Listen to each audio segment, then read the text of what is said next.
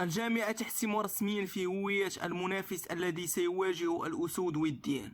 حسمت الجامعة الملكية المغربية لكرة القدم في المنافس الذي سيواجهه المنتخب المغربي وديا شهر شوشنبر المقبل، في إطار استعدادات العناصر الوطنية لتصفيات بطولة كأس إفريقيا التي ستقام مطلع السنة المقبلة بالكوت ديفوار.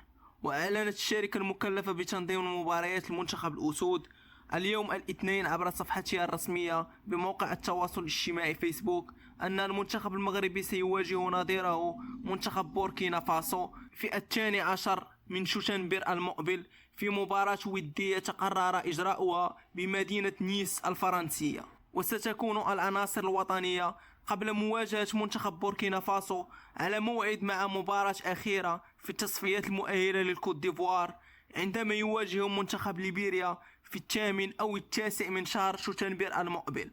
وتعتبر مباراة بوركينا فاسو هي الثانية للمنتخب الوطني خلال الفترة المقبلة، بعد أن أعلنت الجامعة في وقت سابق عن مواجهة الأسود لنظيرتها الإيفوارية يوم 14 من شهر أكتوبر المقبل، وذلك استعدادا لاستحقاقات كأس إفريقيا.